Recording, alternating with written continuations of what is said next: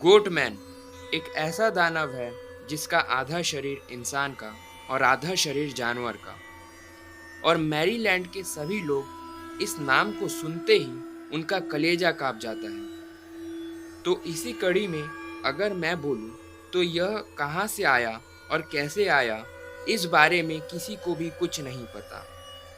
पर लोगों के अनुसार इसके आने के या कहे कि इसको देखे जाने के दो कहानियां काफी प्रचलित है। तो ऐसा कहा जाता है कई सालों पहले मैरीलैंड का ही एक सरफिरा किसान सैटर्न को खुश करने के लिए जब एक बकरे की बलि देता है, तब सैटर्न ने उससे खुश होकर उसे कुछ पैरानॉर्मल पावर्स भी दी, जिससे कि वह आधा बकरी का और आधा इंसान बन गया और उसमें असीमित नेगेटिव पावर्स आ गई और वह दानव बन गया।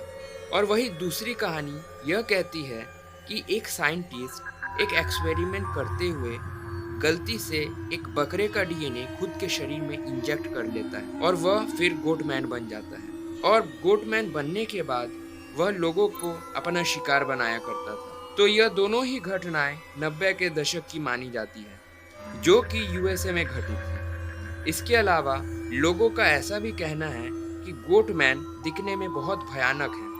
उसके पूरे शरीर में लंबे लंबे बाल और उसकी डरावनी लाल आंखें, जिसे देखते ही लोग डर के मारे ही मर जाते थे।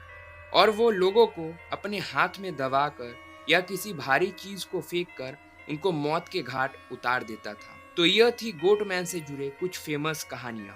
तो अब मैं एक रियल स्टोरी के बारे में आप सबको बताने वाला हूँ, जो कि इंडिया में ही कई साल पहले बेल पहाड़ी नाम की एक जगह पर घटी थी।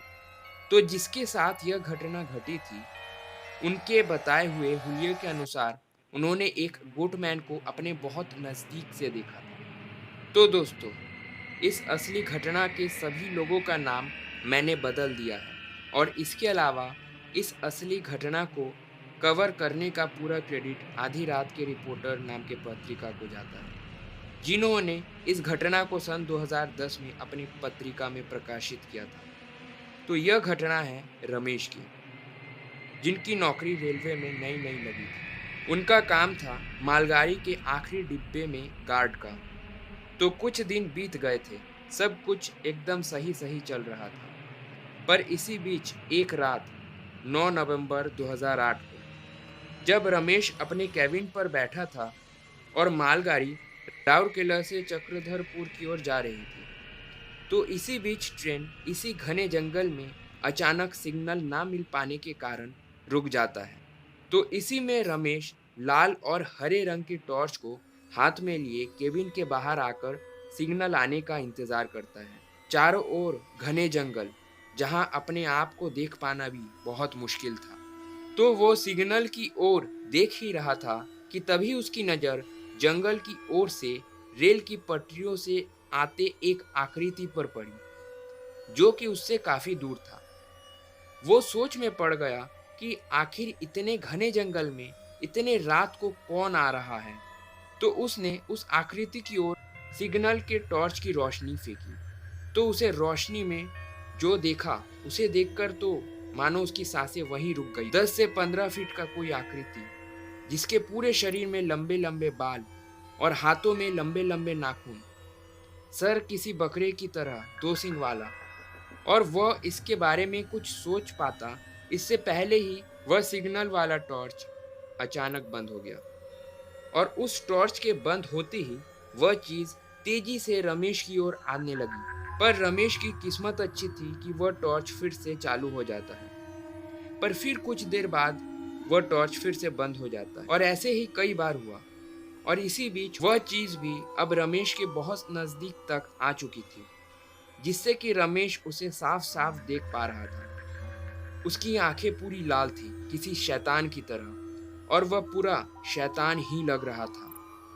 तो इसी बीच ट्रेन को सिग्नल मिल जाता है और वह ट्रेन वहां से चलना शुरू कर देता है। पर रमेश बहुत ज्यादा डर जाने के कारण वो वहीं उस कैबिन में ही बेहोश हो जाता है। और चक्रधरपुर पहुंचने के बाद जब अधिकारियों और लोगों द्वारा पूछा गया कि क्या हुआ था उसके साथ, तो रमेश ने अपने साथ घटे इस पूरे वाक़ये को उन अधिकारियों को बता दिया।